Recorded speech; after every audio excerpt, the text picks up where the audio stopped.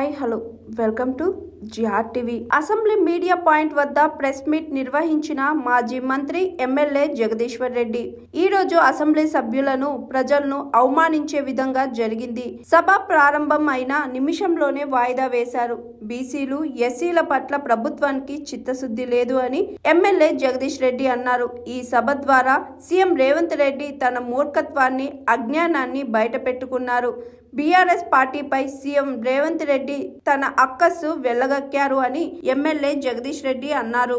చాలా ప్రధానమైన అంశాలు ఈ రాష్ట్రంలో దాదాపుగా 75-80% ప్రజలకు సంబంధించిన 2 ప్రధానమైన అంశాల మీద నిర్ణయాలు చేయబోతున్నాం. ఆ ప్రజలకు ఏదో ఊరటను ఇవ్వబోతున్నామని చెప్పి సమావేశం పెడుతున్నామని చెప్పి అర్జెంటుగా ఒక్కరోజు నోటీసులో పెట్టి సభ పెట్టిందో లేదో ఒకటే నిమిషంలో వాయిదా వేసి ముఖ్యమంత్రి కానీ మంత్రులు కానీ ఈ పత్తా లేకుండా నిమిషంలోనే వాయిదా వేసి బలహీన వర్గాల పట్ల, బడుగు బలహీన వర్గాల పట్ల, దళిత వర్గాల పట్ల వీళ్ళకున్న చిత్తశుద్ధి ఏందో నిరూపించుకున్నారు. ఒక్క మాటలో చెప్పాలంటే ఇవాళ మరొక్కసారి ఈ సభ ద్వారా ముఖ్యమంత్రి తన అజ్ఞానాన్ని, తన అవివేకాన్ని, తన మూర్ఖత్వాన్ని మరొకసారి బయటపెట్టుకున్నాడు. బీఆర్ఎస్ పార్టీ పైన మరొకసారి అక్కసు వెళ్ళగక్కిండు. ఇవాళ శాసనసభను చూసిన ఎవరైనా సరే, ఎవరికైనా సరే స్పష్టంగా అర్థమైంది ఏం జరిగింది. ముందుగా బీసీల రిజర్వేషన్లకు సంబంధించిన, కులగణనకు సంబంధించిన ప్రకటన చేసింది. ఆ ప్రకటనను స్వాగతిస్తూనే మా పార్టీ తరఫున పెద్దలు, సీనియర్ నాయకులు, మాజీ మంత్రివర్యులు తలసాని గారు మా అభిప్రాయం చెప్పారు. స్పష్టంగా కులగణన విషయంలో పొరపాట్లు జరిగినాయి. వాస్తవానికి బీసీలకు అన్యాయం జరిగే పద్ధతిలో కులగణన జరిగింది.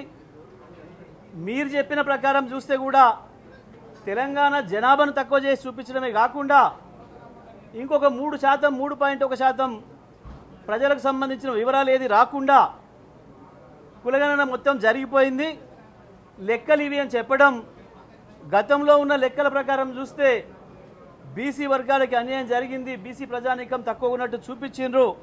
దీని ద్వారా శాశ్వతంగా నష్టం జరిగే ప్రమాదం ఉంది. కాబట్టి మరొకసారి ఈ కులగణన జరగాలి అని చెప్పి మా అభిప్రాయంగా చెప్పింది. ఆ తర్వాత మీరు తీసుకున్న 2వ అంశం ఇవాళ దళిత రిజర్వేషన్ సంబంధించిన వర్గీకరణ అంశం. దాంట్లో మా విధానాన్ని స్పష్టంగా తెలియజేస్తూ మా వర్కింగ్ ప్రెసిడెంట్ కేటీఆర్ గారు స్పష్టంగా చెప్పింది. ఈ విషయంలో మేము మొదటి నుంచి కూడా సానుకూలంగా ఉన్నాం. మేము కూడా ఒక అంశం కొరకు మాకు జరుగుతున్న ఈ తెలంగాణ ప్రాంత ప్రజలు జరుగుతున్న అన్యాయానికి వ్యతిరేకంగా ఒక ప్రజా ఉద్యమాన్ని నడుపుతున్న వాళ్ళుగా రిజర్వేషన్ విషయంలో కూడా ఒక వర్గం ప్రజలు ఏదైతే మేము దెబ్బతిన్నాం, మేము నష్టపోయినాం, మాకు రావాల్సిన అవకాశాలు న్యాయంగా మాకు రాలేదు మా వాటా అని చెప్పి చేస్తున్న పోరాటం న్యాయమైందని మేము ఉద్యమం ప్రారంభించిన మొదటి రోజు నుంచి కూడా దానికి మద్దతుగా ఉన్నాం. ముఖ్యమంత్రిగా కేసీఆర్ గారు ప్రభుత్వంలో వచ్చిన తర్వాత కూడా ఏకగ్రీవ తీర్మానం చేసి పంపించినాం. మేము దానికి అనుకూలంగా ఉన్నామనే విషయాన్ని కూడా స్పష్టంగా చెప్పింది. మేము ఎక్కడ కూడా వేరే విమర్శలకు పోలేదు. కానీ స్వయంగా వారు మాట్లాడుకొని 3 గంటలు బీఆర్ఎస్ మీద ఏడ్చిరు, అక్కసు వెలగక్కురు తప్ప ఈ సభ ద్వారా ఇంకేం చెప్పలేదు. ఇంకొక విషయం కూడా స్పష్టంగా మేము తెలియదలుచుకున్నాం. ఇవాళ మీరు ఏ వర్గం ప్రజలకు ఏం హామీ ఇచ్చిండ్రు, ఏం శుభవార్త చెప్పిండ్రు, ఏం చేసిరని చెప్పి ఇక సోషల్ జస్టిస్ డే అని చెప్పుకోవాలనుకుంటున్నారు. ఒక రకంగా చెప్పాలంటే మోసం చేసిన రోజు. బీసీ డిక్లరేషన్ తుంగల్లో తొక్కడానికి ఉన్నాడు కదా, ఈ పేర చదువుకోలేదా అన్నాడు.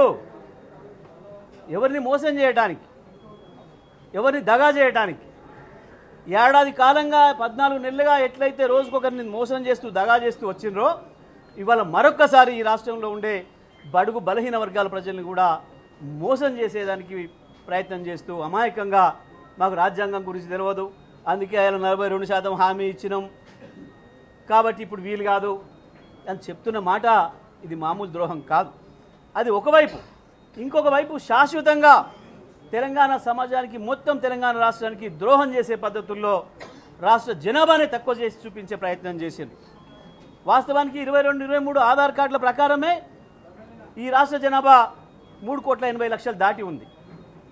కానీ ఇవాళ మీరు చెప్పిన ప్రకారం చూస్తే 3.5 కోట్లకే పోతుంది.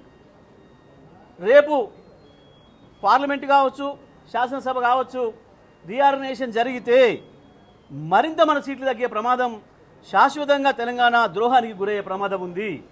వీళ్ళ మూర్ఖత్వం వల్ల, వీళ్ళ ఎన్నికల కొరకు చేసే స్టంట్ల వల్ల ఇవాళ ఈ సభను పెట్టింది కేవలం స్థానిక సంస్థల ఎన్నికలు పెట్టాల్సిన పరిస్థితి వస్తుంది. కాబట్టి దాంట్లో మరొకసారి ఈ రాష్ట్ర ప్రజల్ని మోసం చేయాలని, ఈ రాష్ట్రంలో ఉన్న బీసీ ప్రజల్ని మోసం చేయాలని, ఈ రాష్ట్రంలో ఉన్న దళిత ప్రజల్ని మోసం చేయాలని రేపు 7వ తారీఖున వారు కూడా ఏదో సభ పెట్టుకున్నారు. కాబట్టి దానికంటే ముందు తొందరపడి ఇది పెట్టి ఈ రకంగా 2 వర్గాల ప్రజల్ని మోసం చేసినారు.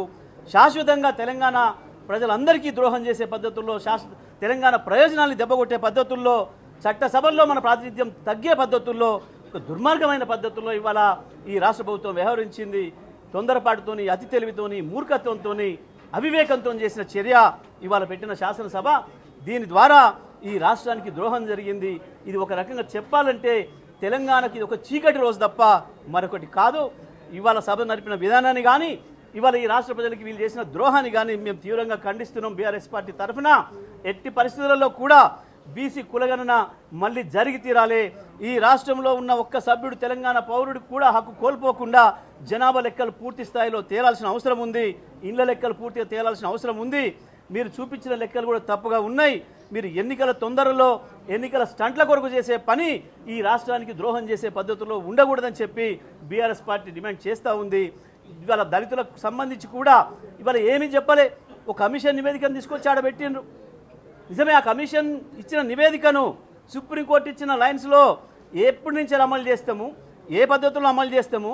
ఇవాళ మరి మీకు వచ్చిన లెక్క ప్రకారం 17.4 ఏదైతే అంటున్నారో, ఇంకా మరి ఆ మిగిలిన 3% జనాభా మీరు లెక్కలు చేయండి. వాళ్ళు ఏదైతే ఉన్నారో వాళ్ళు బీసీలలో ఉన్నారా, ఎస్సీలలో ఉన్నారా తేలిస్తే దాని ద్వారా ఇంకా బీసీ రిజర్వేషన్ పెరిగే అవకాశం ఉంది. లేదా దళితుల జనాభా పెరిగితే దళిత రిజర్వేషన్ పెరిగే అవకాశం ఉంది. దాని ప్రకారం నిర్ణయం తీసుకోవాల్సిన అవసరం, ఆ బాధ్యత మీ పైన ఉంది. కానీ వీటన్నిటి నుంచి తప్పుకొని కేవలం స్థానిక సంస్థల్లో ఎన్నికల్లో మోసం చేయడానికి మరొకసారి దళితులు ఇవాళ ఏదైతే గర్జించడానికి సిద్ధంగా ఉన్నారో, 7వ తారీఖు నాడు సభ పెట్టుకోబోతున్నారో దాన్ని డైల్యూట్ చేయడం కొరకు మాత్రమే ఇవాళ శాసనసభను పెట్టి ఇవాళ శాసనసభ్యుల్ని అవమానించిండ్రు. రాష్ట్రాన్ని అవమానించే పద్ధతుల్లో, రాష్ట్రానికి శాశ్వతంగా ద్రోహం చేసే పద్ధతుల్లో ఇవాళ సభను నడిపిన దాన్ని మేము తీవ్రంగా ఖండిస్తూ ఉన్నాం. Hi, this is Swathi. Like చేయండి, షేర్ చేయండి, కమెంట్ చేయండి అండ్ సబ్స్క్రైబ్ చేయండి GR TV. Hi, this is Monica. Please like, share and subscribe GR TV.